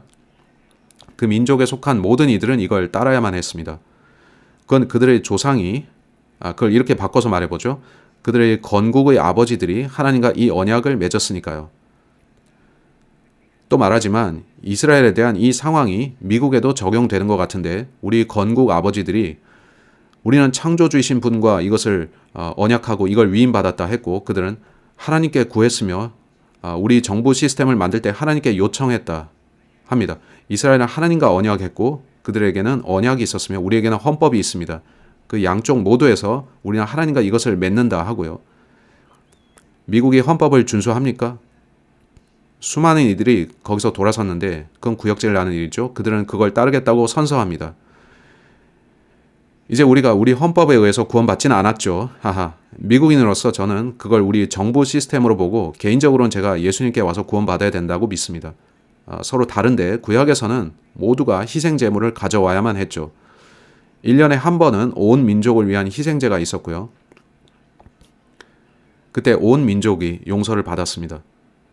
전 그걸 다룰 시간은 없지만 오늘날에는 그렇게 되지 않습니다. 예수님이 온 세상을 위해 죽으셨기에 세상 모든 이들이 그냥 구원받는 건 아니라는 거죠. 오늘날 우리는 개인적으로 나와서 예수님을 자기 구주로 믿어야 합니다. 그 언약을 잠시 보겠습니다. 신명기 7장 9절. 그러므로 주 너의 하나님, 그분께서는 하나님이심을 알라. 그분께서는 자신을 사랑하고 자신의 명령들을 지키는 자들에게 일천대까지 언약과 자비를 지키시는 신실하신 하나님이라. 와우, 그거 대단하죠? 또 그분을 증오하는 자들에게는 그들의 얼굴에 되갚으시며 그들을 멸하시느니라. 그분께서는 그분을 증오하는 자에게 더디지 아니하시니 그분께서 그에게는 그의 얼굴에 되갚으시리라. 그러므로 너는 이날 내가 너에게 명령하는 명령들과 규례들과 공의로운 법규들을 지키고 그것들을 실행할지니라. 그러니 만일 너희가 이 공의로운 법규들을 경청하고 그것들을 지켜 실행한다면 이런 일이 있으리니 주 너의 하나님께서 친히 너희 조상들에게 맹세하신 언약과 자비를 너에게 이행하시리라. 그리하면 그분께서 너를 사랑하실 것이요 너에게 복을 주실 것이요 너를 번성하게 하실 것이라. 그분께서는 또한 친히 너에게 주시기로 너희 조상들에게 맹세하신 그 지역 가운데서 너희 태의 열매와 너희 지역의 열매와 너희 곡식과 너희 포도즙과 너희 기름과 너희 암소들의 소산과 너희 양떼들의 복을 주실 것이라. 내가 모든 백성들보다 더 복을 받으리라. 너희 가운데서 불임인 남녀가 없을 것이요 또는 너희 가축들 가운데서 불임인 남수가 없으리라. 그리고 주께서는 너에게서 모든 병을 제거하실 것이요 내가 알고 있는 이집트의 악한 질병들 중 어떤 것도 내 위에 두지 아니하실 것이라. 그러나 너를 증오하는 모든 자들 위에는 그 질병들을 놓아두실 것이라. 만일 당신이 바르게 행한다면 이 얼마나 살기 좋은 세상입니까? 이제 신명기 29장 9절로 가겠습니다. 신명기 29장 9절. 그러므로 이 언약의 말씀들을 지키고 그것들을 실행할지니 너희로 하여금 너희가 행하는 모든 일에서 형통하게 하려 함이라. 이게 뭔지 아십니까? 형통하게 한다니 번영신학이죠. 하하, 오순절파들인데 저기 그 말씀이 있습니다. 한데 그게 우리를 위한 말씀입니까? 제가 전생에 동안 바르게 살아도 어떤 악한 사람이 저를 증오하고 제 모든 걸 가져갈 수 있습니다. 여러분, 다른 모두가 하는 말이 뭔지 아세요? 당신이 뭔가 잘못했기 때문에 그런 일이 당신에게 생긴 것이다. No. 때로는 은혜 시대에는 선한 사람들에게도 나쁜 일이 생기는데 그렇다고 우리가 바르게 살지 말란 건가요? 아니죠. 우리는 여전히 바르게 살아야 하는데 그래야 하늘에서 상을 받으니까요. 하지만 번영신학은 지금 성립 안 됩니다. TV에 나오는 저 사람들은 제게 헌금을 보내세요. 제게 약정 헌금하세요. 그들은 종교적 무리들인데 그들이 구원의 복음을 전합니까? 아닙니다. 행위 복음을 전합니다. 그들은 신약이 아닌 구약을 전하죠. 그들에게는 큰 단체와 막대한 자금이 있을지 모르지만 그들이 사후에는 무엇을 보여줄 수 있을까요? 별로 없겠죠. 온라인 신속히 저는 이걸 마치고자 하는데 레위기 26장. 이제 우리가 율법과 은혜의 차이를 이해하는 것은 매우 중요합니다. 레위기 26장, 이건 하나님께서 이스라엘과 맺으신 언약입니다. 우리 건국 아버지들이 그들의 자녀들과 맺은 것과 비슷한 종류인데 헌법을 지키면 너희가 복받으리라는 그런 식이죠. 한데 이 DC, 워싱턴에 있는 사람들은 헌법과 법률에서 돌아섰을 뿐 아니라 하나님으로부터도 돌아섰습니다. 그게 제가 말하고자 하는 것이고 그들이 알게 하려는 겁니다. 레위기 26장 3절, 레위기 26장 3에서 8절. 만일 너희가 나의 규례들 가운데 살아가고 나의 명령들을 지키며 그것을 행한다면 그때 내가 너희에게 제철에 비를 내리겠노라. 그리하면 그 지역은 그녀의 소산을 낼 것이요 들판의 나무들은 그것들의 열매를 낼 것이라. 그리하면 너희의 타작이 포도수확기까지 이어질 것이요 포도수확기는 파종기까지 이어지리라. 그리하면 너희는 배가 부르도록 너희 빵을 먹을 것이요 너희 지역 가운데서 안전히 거하리라. 그리고 내가 그 지역 가운데 화평을 주겠노라. 그리하면 너희가 드러누울 것이요 아무도 너희를 무섭게 하지 못하리라. 그리고 내가 악한 짐승들을 그 지역에서 제거할 것이요 칼이 너희 지역을 관통하지 못하리라. 그리고 너희는 너희 원수들을 추격할 것이요 그들은 너희 앞에서 칼에 쓰러지리라. 그래야 너희 중 5명이 100명을 추격하고 너희 중 100명이 1만 명을 도피하게 만들리라. 그리고 너희 원수들은 너희 앞에서 칼에 쓰러지리라. 자, 이제 14절로 18절. 자, 14절. 그러나 만일 너희가 나에게 경청하려 하지 않고 이 모든 명령들을 행하려 하지 않는다면 또 만일 너희가 나의 규례들을 멸시하거나 너희 혼이 나의 공의로운 법규들을 혐오한다면 그래서 너희가 나의 모든 명령들을 행하려 하지 아니하고 오히려 너희가 나의 언약을 파기한다면 나 역시 너희에게 이것을 행하겠노라. 내가 심지어 너희 위에 공포와 테러. 자, 911. 하하, 그렇죠. 흥미롭습니다. 폐병과 consumption은 옛날에 알코올 과용의 뜻으로 쓰였는데 오늘날에는 약물을 뜻할 수도 있습니다. 심한 학질을 지정하여 눈을 쇠잔하게 하고 마음의 슬픔을 일으키리라. 그리고 너희는 너희의 씨를 헛되이 뿌리리니 너희 원수들이 그것을 먹을 것이기 때문이라. 그리고 내가 너희를 대적하여 나의 얼굴을 두겠으니 너희는 너희 원수들 앞에서 살해되리라. 너희를 증오하는 자들이 너희 위에 군림하리라. 그리하면 너희를 뒤쫓아간 자가 아무도 없을 때도 너희가 도망하리라. 자, 그건 군 기지에서 도주하고 다른 사람들이 그걸 차지하는 것처럼 보이죠. 너희를 증오하는 자들이 너희 위에 군림하리라. 자, 국경 개방. 너희를 뒤쫓아간 자가 아무도 없을 때도 너희가 도망하리라. 근데 만일 너희가 이 모든 것에도 여전히 나에게 경청하려 하지 않는다면 그때 나는 너희의 죄들로 인하여 너희를 7배로 처벌하리라. 자, 7년을 뜻하는 것 같죠? 하하. 그건 7년 환란을 가리키는 것 같습니다. 그게 그렇습니까? 제가 믿기로는 휴거 후에 7년 대환란이 있을 겁니다. 이제 하나님께서 맺으신 언약은 이렇습니다. 기본적으로 그건 너희가 올바르게 행하면 하나님께서 너희에게 복 주실 것이다. 너희가 잘못 행하면 주께서 너희를 멸하실 것이다. 입니다. 우리가 이걸 미국과 헌법에 대해 영적으로 적용할 수 있습니까? 네. 따라서 미국아, 네가 하나님을 잘 섬기고 바르게 행하면 복 주실 것이다. 너희가 하나님께로부터 돌아서면 우리가 하나님을 대적한 것으로 인해 미국이 멸망할까요? 전 그렇다고 봅니다. 전 진정 그걸 알고 그걸 생각하면 슬픕니다. 어쨌든 돌아가서 호세아서 6장을 마무리 지읍시다. 제가 호세아서를 좋아하는 것은 이스라엘과 미국의 상관관계가 여기서 드러나기 때문인데요. 우리가 본문에서 얻어야 할 교훈이 그것이겠죠. 한데 저는 또한 본문이 시기에 대해 말씀한다고 보고 우리 생애 중에 하나님께서 이스라엘을 돌려보내고 계시죠. 이 때문에 저는 아주 가까운 미래에 휴거가 일어날 것이라고 믿습니다. 아멘. 우리는 7절에서 멈췄죠. 호세아서 6장 7절. 그러나 그들은 사람들처럼 언약을 위반하였도다. 거기서 그들이 나를 대적하여 배신하였도다. 저는 treacherously라는 단어를 찾아봤는데 그건 약속을 어기다 혹은 신뢰를 저버리다 라는 뜻입니다. 제가 보니 이스라엘은 그 언약에 대해서 그렇게 했고 제가 보니 미국에선 많은 사람들이 헌법에 대해서 그렇게 하고 있습니다. 어쨌든 이제 8절입니다. 길르앗은 죄악을 조장한 자들의 도시요 피로 오염되어 있도다. 하나님께서는 길르앗을 사악한 도시라 부르시는데 주께서는 그들을 사악한 도시라 부르십니다. 길르앗은 히브리어 단어 걸에서 왔는데 그 뜻은 무더기이고 또는 언덕이고 에드는 증인이라는 뜻입니다. 그 기원은 제가 잊어버렸는데 기억해 보자면 야곱이었겠죠.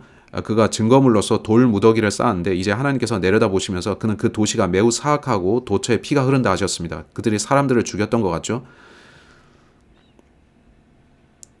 그건 인디애나와 시카고에서 우리가 보는 것과 같은데 그들이 사람들을 죽여서 길거리에 시신들이 뒹굽니다. 미국은 이스라엘이 멸망당할 때의 상황처럼 되고 있죠. 그렇다면 미국의 장차는 어떻게 될까요? 자, 저는 오바마의 담임 목사의 말을 인용해야 될지 모르겠는데 미국은 고향집으로 돌아가는 룻과 같다. 그거 뭐라고 했는지 기억하십니까? 저는 기억 안 나지만 여러분이 뿌린 대로 거둔다는 건 애석한 일이죠. 저는 하나님을 드높이는 국가이기를 원하는데 나라가 하나님을 높이면 하나님께서 그 나라를 축복하시죠. 근데 개인으로서 저는 구원받지는 못할 건데 국가로서 복을 받더라도요. 제가 개인으로서는 그분께 와서 구원받아야 됩니다. 국가와 개인 사이에는 그런 차이점이 있습니다. 오케이? 거의 우리는 맞췄는데 구절에 어떻게 말씀하는지 보세요. 이걸 읽으면서 저는 입이 쩍 벌어졌습니다. 그리고 사람을 노리고 있는 강도떼들처럼 그와 같이 제사장들의 집단이 의견을 모아 길 가운데서 살인하는도다. 이는 그들이 음란한 짓을 저지르기 때문이라. 그 당시에 위정자였던 사람들은 제사장들이었죠. 제사장들도 살인하는 자들 중 일부가 되었습니다. 그건 상당히 나쁜 일인데 꽤 악한 일이죠. 그걸 우리가 오늘날 목회자들에게 적용한다면 저 메가처치의 목사들이 그들의 비서들과 간음 저지르고 혹은 사람들을 죽인다면요. 와우. 어쨌든 제가 그렇게 말할 수 있겠고 어쩌면 해야 될지도요. 여러분 얼마나 많은 사제들이 수녀들을 임신시켰는지 아십니까? 저 프랑스에서 그들이 한 우물을 발견했는데 그 우물 밑바닥에서 5,000구의 아기 뼈들을 발견했습니다. 이쪽에는 사제들이 거처가 있고 거기에 수동승들도 살고 저쪽에는 수녀들이 살았죠. 그 중간에 터널이 있었고 수녀가 임신하면 어떻게 되었을 것 같습니까? 그들은 자신들의 죄를 감추기 위해서 아기를 죽였습니다. 그건 흔한 일이었는데 제가 멕시코 시티에 갔던 일에 대해 말했나요? 말했을 수도 아닐 수도 있고요. 우리는 멕시코 시티 중심가의 큰 성당을 관람했습니다. 큰 카톨릭 성당이죠. 우리에게 가이드가 안내해줬는데 제가 그를 한쪽에 불러서 여기 터널 어느 쪽에 있습니까? 했고 그는 저한테 뭐라고요? 했죠. 터널 어디 있냐고요? 당신 터널에 대해서 어떻게 압니까? 우리 그걸 막 발견했는데 거기에 언제나 터널이 있습니다. 수도승들은 이쪽이고 수녀들은 저쪽이고 터널은 그 아래에 연결되고 당신 그거 어떻게 합니까? 당신이 남자한테 결혼하지 말라고 하고 그가 어떻게 행동하는지 기다려보면 만일 그들이 본문에 말씀하듯이 사악하고 음란하면 그들은 가서 수녀들과 음행하겠죠.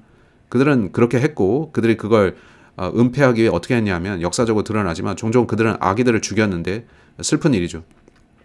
본문으로 돌아와서 그리고 사람을 노리고 있는 강도떼들처럼 그와 같이 제사장들이 집단이 의견을 모아 길 가운데서 살인한도다. 단지 한 명의 악한 제사장이 아니라 많은 악한 제사장들이죠. 슬픈 일이죠. 이는 그들이 음란한 짓을 저지르기 때문이라. 음란한 짓이 뭐냐면 간음, 음행이고 이건 또 겁탈을 뜻하는 것 같죠. 제사장에게 겁탈당하는 거 상상해 보셨습니까? 그런 일은 절대 일어날 수 없어요. 맞습니까? 사제들에 의해서 그 복사들에게 일어나는 일들에 인해서 어떤 교회가 법정에 아주 많은 돈을 지불하고 있죠. 제가 무슨 말을 하는지 아십니까? 오케이. 이제 그건 애석하고 애석합니다. 내가 이스라엘 집 안에서 끔찍한 일을 목격하였도다. 거기에 에프라임의 행음이 있으며 이스라엘은 더럽혀졌도다. 주께서 보신 이 끔찍한 일은 뭐였습니까? 에스겔서 8장으로 가서 저는 거의 다 해가는데 하나님께서 제사장들이 하는 일을 보고 말씀하신 본문들이 있습니다. 여기 에스겔서 8장에 보면 저는 이게 하나님께서 하시는 말씀이라고 확신하는데 그가 다른 걸 보셨을 수도 있죠. 그런데 하나님께서는 제사장들이 이스라엘에서 행하는 일을 보고 말씀하십니다. 그건 아주 이상한데 오케이. 에스겔서 8장 1에서 8절 에스겔서 8장 1에서 18절 제가 오늘 좀 오래 하더라도 이해해 주십시오. 에스겔서 8장 1에서 18절 이후에 제6년 여섯째 달 그 달 5일에 내가 내 집 안에 앉아있고 유다의 장로들이 내 앞에 앉아있는 동안 이런 일이 있었으니 주 하나님의 손이 거기에서 내 위에 임하시더라. 오케이, 이건 에스겔이 말하는 겁니다. 그때 내가 보았더니 보라 불의 모양과 같은 모습이더라. 그분의 허리 모양부터 아래쪽으로는 불이요 그분의 허리부터 위쪽으로는 마치 광채의 출현 같고 호박의 황색과 같더라.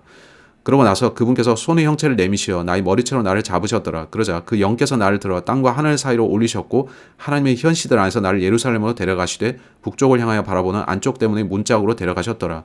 그곳에는 질투를 일으키는 질투의 형상의 자리가 있었더라. 자, 말 그대로 하나님께서 그의 머리채를 잡고 끌어다가 날 따라오라 하시는 겁니다. 웃기지 않습니까? 긴 머리를 가졌으면 분리할 수 있겠죠? 어쨌든 근데 보라 내가 평야에서 목격했었던 그 현시대로 이스라엘 하나님의 영광이 거기에 있었더라.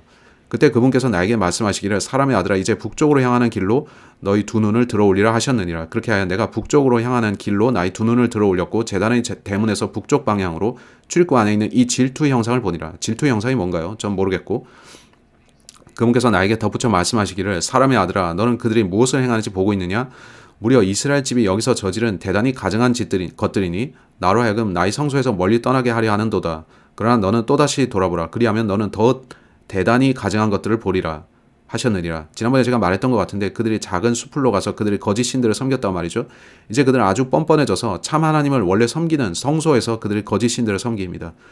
더 악화되고 있는데 보면 그런 다음에 그분께서 나를 뜰의 문으로 데려오셨는데 내가 보았을 때 벽에 있는 구멍을 보니라. 벽에 구멍이 있었고 그들은 그걸 통해 들어가서 음행하고 마치 없었던 일처럼 감춘 것 같은데 우두머리인 그 자들이 죄인들이었습니다. 그때 그분께서 나에게 말씀하시기를 사람의 아들아 이제 그 벽을 뚫으라 하셨느니라. 그런즉 내가 그 벽을 뚫었을 때 문 하나를 보니라.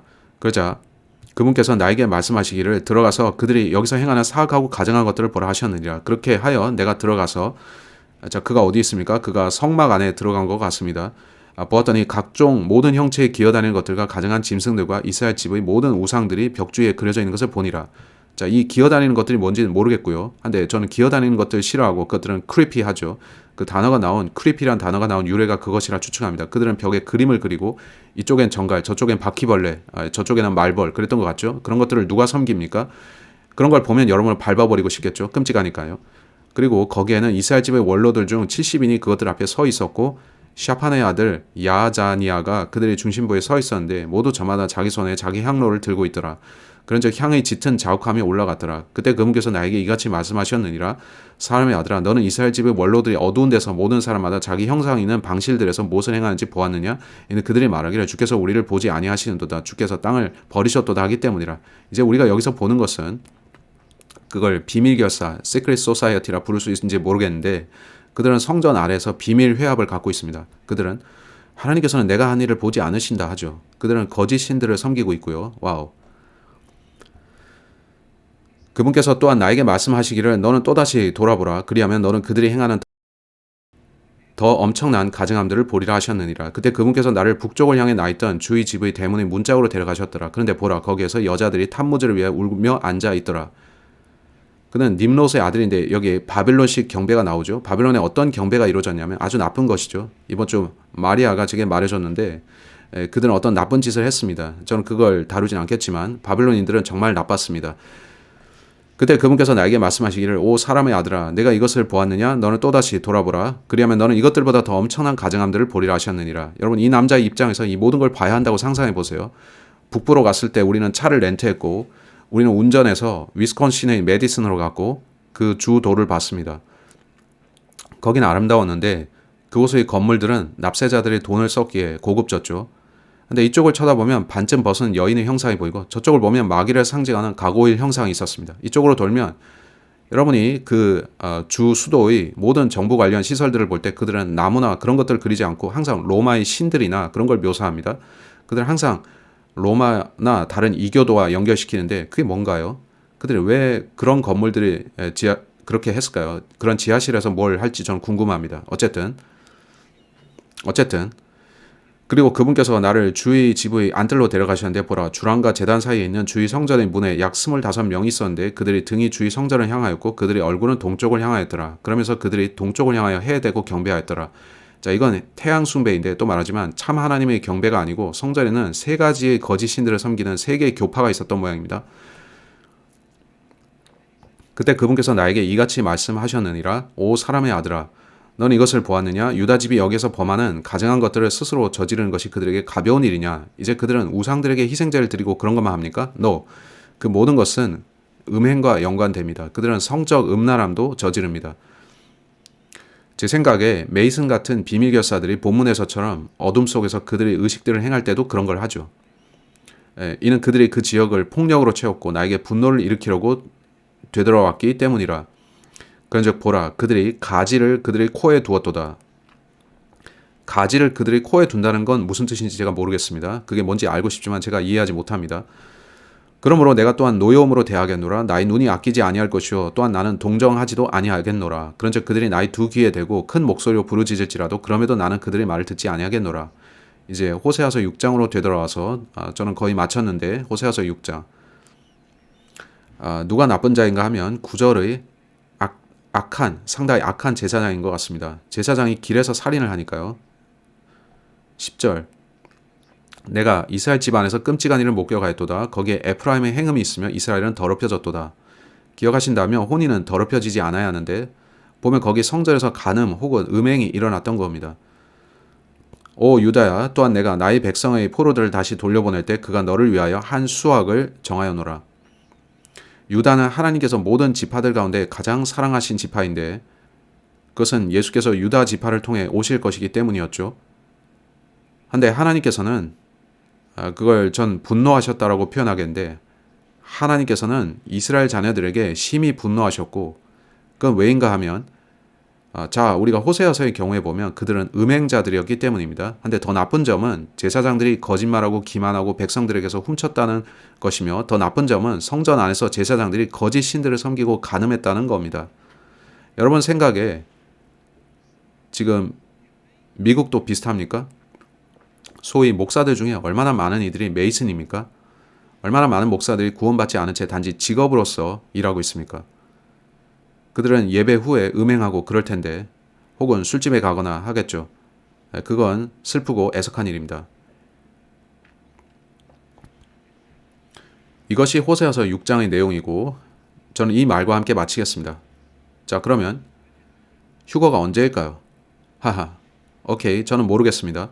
오케이 IDK I don't know alright 한데 2000년입니다. 호세아는 마지막 1000년을 셋째 날이라고 불렀습니다.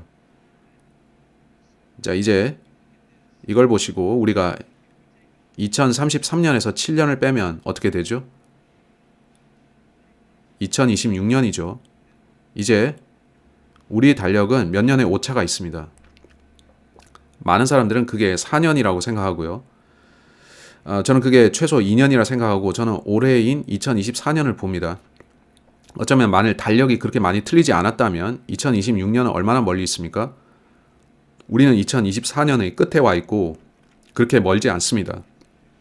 저는 그것이 라스트 트럼프에 올 수 있다고 추측하는데 그가 재선되었으니까요. 그렇죠? 하지만 그럴 수도 있고 아닐 수도 있고 저는 2026년의 휴거를 말하는 겁니다. 저는 그걸 잘 모르지만 어떤 이들은 말하기를 그게 2026년이고 만일 달력이 이쪽으로 혹은 저쪽으로 4년씩 틀렸다면 그걸 한번 보겠습니다. 그럼 우리는 어떻게 될까요?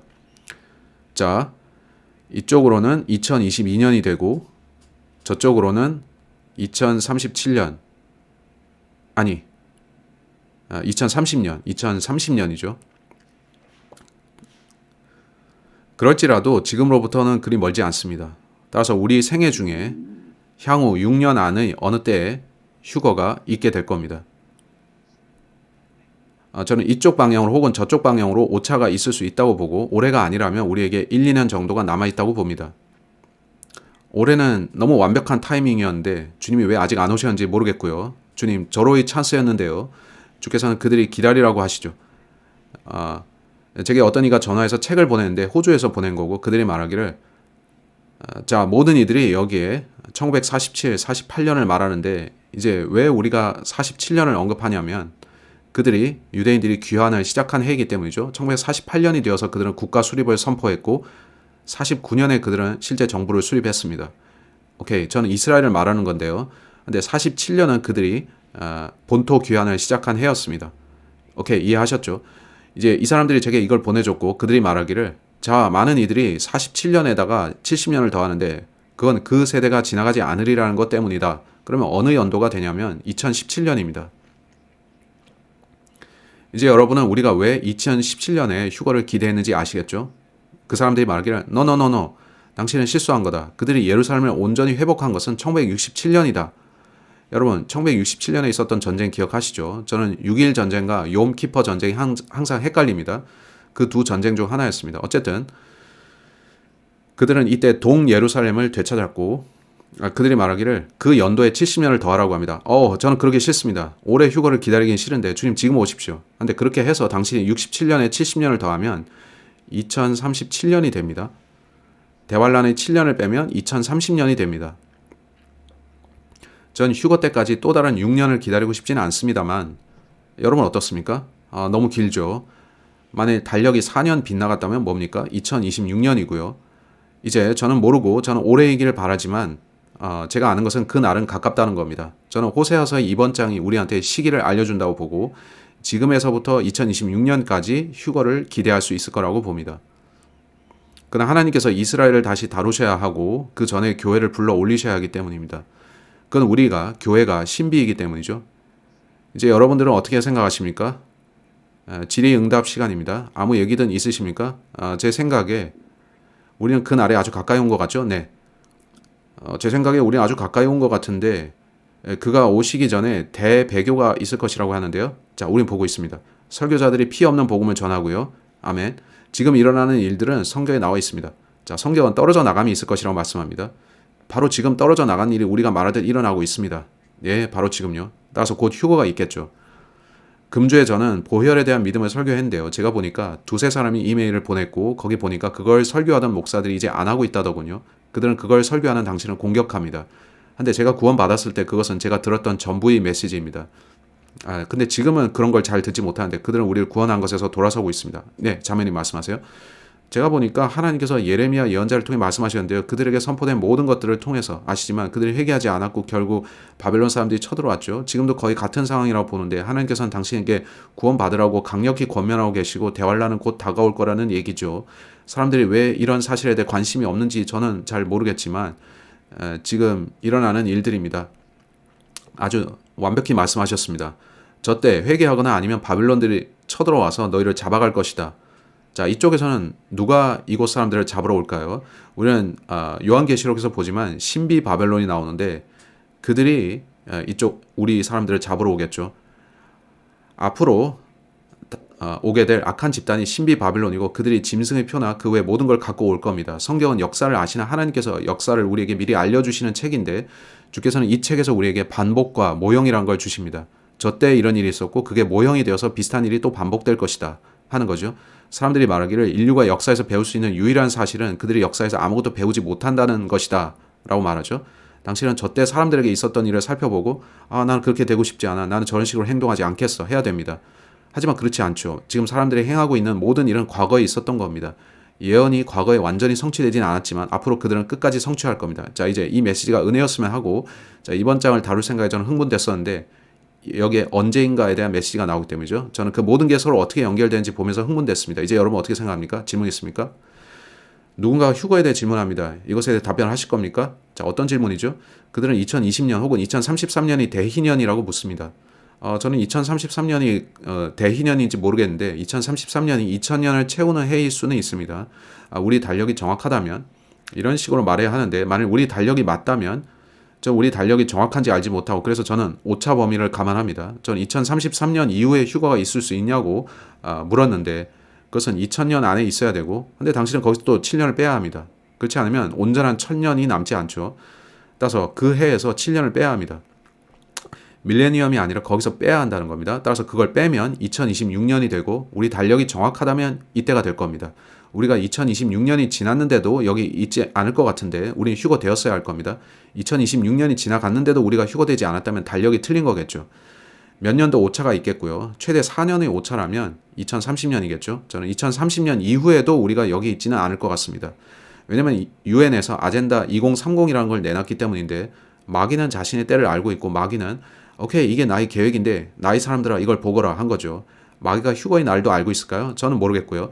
하지만 제가 아는 것은 마귀가 한때 저 영혼에 있었다는 거고, 누가 알겠습니까? 그가 여기 시간표에 클릭질을 하면서 앞뒤로 보면서 그 날을 알고 있었을지 모릅니다.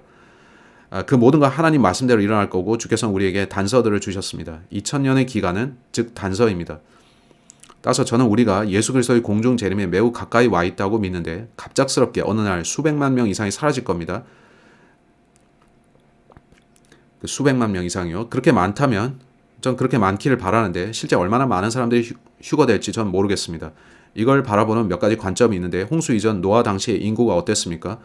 한데도 8명만이 남았죠. 그렇다면 세계 인구에서 소수점 아래로 두세 개 정도 내려가는 비율로 휴거될지도요. 여러분이 예수님을 보면 그에게는 12제자가 있었고 그중 한 명은 마귀였습니다. 12분의 11. 자, 그게 뭘 의미할까요? 진짜 구원받은 사람들이 지금 얼마나 될까요? 얼마나 많은 수가 그리스도의 피 대속을 참으로 신뢰하고 구원을 받았을까요? 휴거가 일어났는데 단지 50만 명 정도만 사라진다면요, 끔찍할 겁니다. 그들 모두는 어떻게 생각할까요? 이런, 내가 로버트 브레이커 말을 들었어야 했는데. 그렇죠? 노노노노. 하지만 그들은 그리스도의 피 대속을 신뢰했어야 했습니다. 또 질문 있습니까? 제가 덧붙여도 되겠습니까? 네. 당시는 유대인들이 사로잡혀갖고 그들이 바벨론을 포함한 여러 포로 생활들로 갔다고 했는데, 여러분, 성구함이라는 거, 바리세파 사람요? 아니요, 성구함이요. 그들이 사용하는 그거, 오케이, 테필린, 성구함이요. 그들은 이마에 그 까만 박스 같은 거 붙이는데 그게 성경에 나오는 건가요? 왜냐면 제가 이번 주 한 유대인한테 복음을 전했기 때문에, 자, 하나님 말씀을 적은 상자를 뜻하는 거죠. 보시면 성경 어디에서도 검은색 상자 같은 거 만들려고 하지 않는데요. 네, 말씀을 마음에 두라고만 했습니다.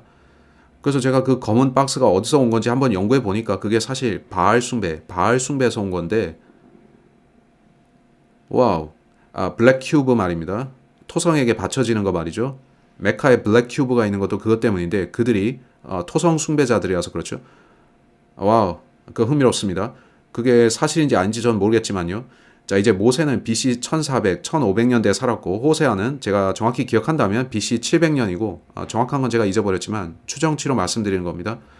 아시지만 다니엘서는 그 후에 기록된 것이고, 포로기 이후의 기록이죠. 따라서 바벨론 포로기 그 이후에 유대인들은 많은 것들을 거기서 가져왔는데, 바벨론의 잘못된 전통들을 가져왔죠. 여러분, 이마에 붙이는 그 함을 아십니까? 그들의 성구함들을 넓힌다는 말씀이 있죠. 그래서 유대인들이 하는 걸 보면 그들은 검은 박스를 가져다가 이마에 대고 묶습니다. 그 검은 상자 안에는 성경 구절들이 있는데, 그들은 팔에다가도 그 작은 상자를 둘러맵니다. 제가 이스라엘에서 통곡의 벽 혹은 서쪽 벽에 갔을 때 저는 그들이 하는 걸 봤습니다. 그들은 거기에 작은 부스를 만들었고, 누구든 가서 헤이, 저도 그거 붙여주세요, 저 기도하고 싶습니다, 할 수 있죠. 저는 그들을 보고 있었고, 제가 그거 촬영해도 되냐고 물었죠. 그들은 괜찮다고 했고, 저는 제 투어 가이드가 그걸 착용하는 걸 찍었습니다. 그들은 그걸 최소 7번을 감았는데, 최소 7번을 감아야 된다 했죠. 거기에 또 7이 나옵니다. 그들이 아주 단단히 둘렀기 때문에 저는 그 팔에 피가 안 통할 거라고 생각했는데 아주 단단히 맸습니다. 그들은 그에게 둘렀고 보면 그들은 그 박스를 소가죽으로 만들었습니다. 그건 박스 모양으로 그 안에 성경 기록이 있습니다. 그들은 그렇게 하고 다니면서 자신이 아주 영적인 사람이라고 믿고 주님 말씀을 여기에 두고 기도한다고 하죠. 하나님께서는 아니다. 너희가 내게 돌아올 때까지 난 여기 있을 거다. 2000년이 차기까지 너희는 내게 돌아오지 않을 것이다. 이제 그게 성과함인데 조셉은 그게 성경에 나오는 거냐고 물었고 성경 말씀을 마음에 묶어두라든가 그렇게 말씀했습니다. 따라서 가능성이 있습니다. 우리는 어떤 종교가 메카의 큐브 같은 걸 숭배하는 걸 알기 때문이죠. 따라서 저는 모르지만 카발라 같은 많은 악한 것들이 바벨론에서 나오는 건 압니다. 또 그들이 말하는 것은 죄송합니다. 제가 이거 길게 말하려는 건 아닌데 그 블랙박스에 대해서 아는 대다수 사람들은 유대인들이 그걸 착용하는 것이 그런 관습이 카발라에서 왔다고 합니다. 블랙박스는 거기서 왔다고 하고 그래서 그들이 그걸 착용한답니다. 카발라가 바벨론에서 유래된 건가요? 당신은 그것에 대해서 혹시 아십니까? 이제 당신이 카발라에 대해서 보면 그 철자는 몇 가지가 있는데 보통 카발라 때로는 뒤에 C가 들어갈 때도 있고요. 카발라는 유대 신비주의입니다. 오케이. 이제 신비주의라는 건 좋은 게 아닙니다. 여러분이 카발라를 연구하기 시작하면 저는 그걸 마술이라 부르겠는데 온라인 사람들이 화낼지라도 어쨌든 당신이 그걸 들여다본다면 그들은 거기서 생명나무에 대해 가르칩니다. 그들이 묘사하는 생명나무 보셨습니까? 저는 그거 잘 못 그릴 수도 있지만 이런 식으로 생겼고 이렇게 서로 연결되는데 이게 그들이 숭배하는 실체입니다. 이걸 그들은 왕관이라 부릅니다. 그들은 그걸 생명나무라 부르죠. 이제 그들은 그것을 숭배하고 여러분이 뉴 에이지와 그걸 비교해 본다면 이게 몸 안에 있는 차크라 구조와 일치합니다. 꼭대기를 왕관이라 부르는 것도 똑같고요. 뉴에이지에서 뭐라 하냐면 그들은 명상하고 인도자 영인 마귀를 따릅니다. 따라서 그걸 마귀를 자신 안에 불러들이는 가르침이라 할 수 있고 여러분이 카발라를 살펴보고 연구해보면 거기서 당신이 하나님처럼 될 수 있다는 법을 가르칩니다. 창세기에 보시면 마귀가 와서 헤이 이 나무 열매 먹으면 너가 신들처럼 될 수 있다 하죠. 따라서 제가 볼 때 그거는 마귀가 그들에게 와서 동일한 거짓말을 하는 겁니다. 이 나무에 참여하면 네가 신들이 될 수 있다는 거죠. 그렇게 하면 그는 마귀를 자신 안에 초대하는 셈이 되고요. 따라서 카발라는 성경과 상관없는 유대 신비주의인데 신비주의는 제가 적절한 표현을 모르겠지만 그건 기본적으로 적그리스도적이고 온통 명상을 하고 또 향상되라는 걸 가르칩니다. 하나님이 아닌 어떤 인도하는 영을 따라가게 만드는데 그건 잘못된 거죠. 그건 악해 보입니다. 그들이 그런 그림들을 그리는 걸 보면 그 구조 안에서 오망성이 연결되는 걸 볼 수 있습니다. 뒤집힌 별이 무슨 뜻입니까? 사탄주의 상징이죠. 이제 여러분은 저런 것에 주의해야 합니다. 마돈나 같은 인물이 이걸 애호하고 연구하는 이유가 그겁니다. 제 말 뜻 아시겠습니까? 제가 볼 때 그건 비성경적이고 또 제가 볼 때 그건 저쪽에서 마귀가 그들에게 잘못된 걸 가르쳤을 때 거기서 유래된 것이고 우리는 카발라에 대해서 매우 주의해야 합니다. 다른 질문이 있는데요. 네, 어떤 질문입니까? 제가 보니 사두개파 사람들은 그 블랙박스를 하지 않았는데 그들은 그건 영적 적용이야 했기 때문이고 문자적 박스를 붙이는 건 이상하다고 생각했죠. 어쩌면 이번 경우에만 사두개파 사람들이 옳았을지도 모르죠. 하하, 탈무드에도 그 검은 박스가 나오고 카발라에도 나오는데 성경은 그 어디에도 검은 상자를 붙이라고 하지 않습니다. 예, 그렇습니다. 예수께서는 그들이 전통으로 하나님 말씀을 무효화시킨다고 말씀하셨는데 우리는 전통이 아닌 성경을 따라야 하고 또 말하지만 제가 이 책을 본 것은 믿어서가 아닙니다. 오늘의 이야기에 이 책 내용이 부합하는 게 흥미로웠을 뿐이죠.